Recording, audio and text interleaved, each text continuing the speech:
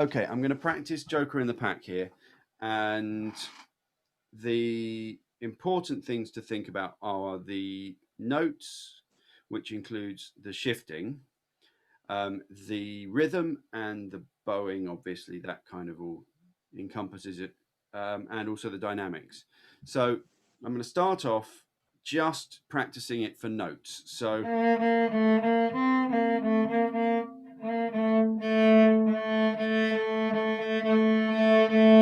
before I start, make sure that the A is in tune. That's the first finger. Make sure that that's in tune with the open A. So that makes sure that the first note's in tune, the B flat. Okay.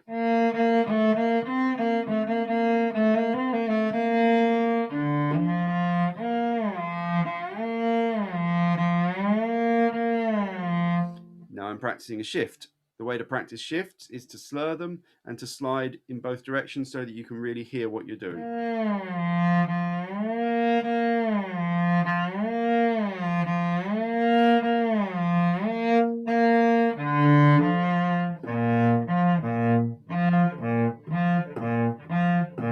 Just make sure your second finger hops over cleanly there.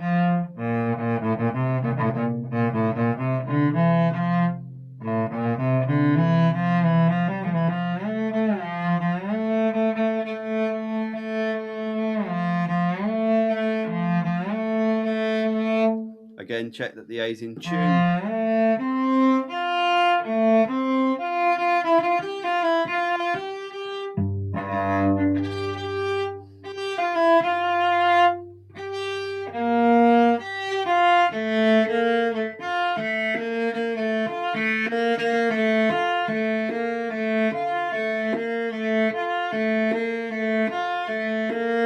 There's another shift to practice.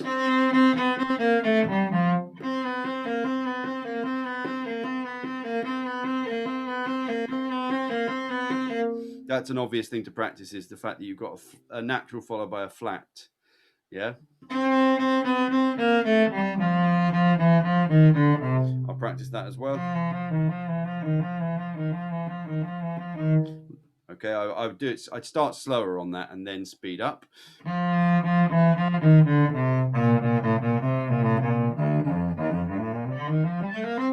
Well, we've already practiced that shift, so that scale there. Sorry.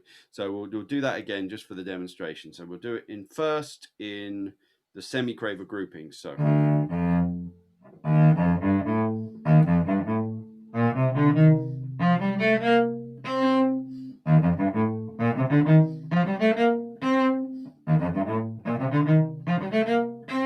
I think we've got the semiquavers fast enough.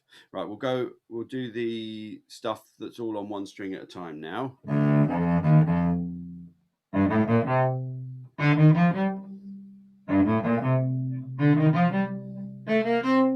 So I'm putting little thought points in there, so you can play a little bit and then think about what you're about to do next, play the next bit, think again, play the next bit. And then, okay, so now we'll just take out the gaps or make them slightly smaller each time. So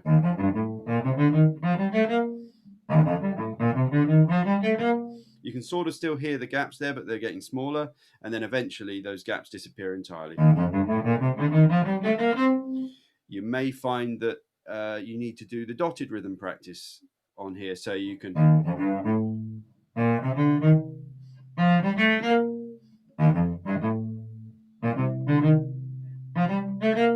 And obviously everything I do here, I do multiple times just to make sure that it was really working.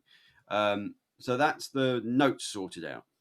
Next, I would practice probably the rhythm and the bowing, which obviously in this piece there's no slurs or anything, so you don't need to worry about that too much. But I would do a couple of run-throughs, possibly with a metronome ticking to keep the tempo, but mostly just not really worrying quite so much about the tuning. And I would just make sure that everything is. So if we set the metronome going at something like this, tick, tick, tick, tick.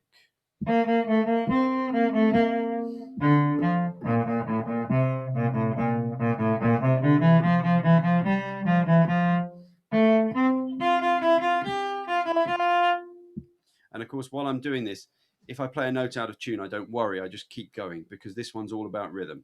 You want to make sure that you're only focusing on one concept at a time, so that your brain has the opportunity just to make sure that that one thing is really good. So once you've done that, I would then probably go through and I would work on the dynamics. So I would look at it from the beginning. I would go, okay, right, we start loud. So I need to practice that little diminuendo.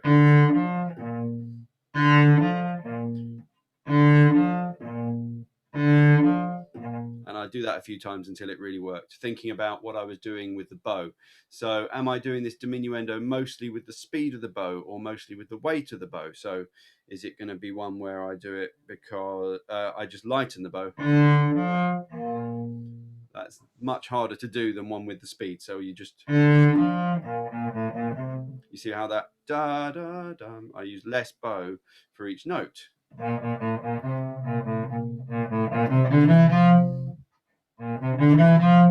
using more bow for each of those semiquavers as I do the crescendo, and then I'll just work my way through the piece like that. Okay, and that would be how I practice this piece.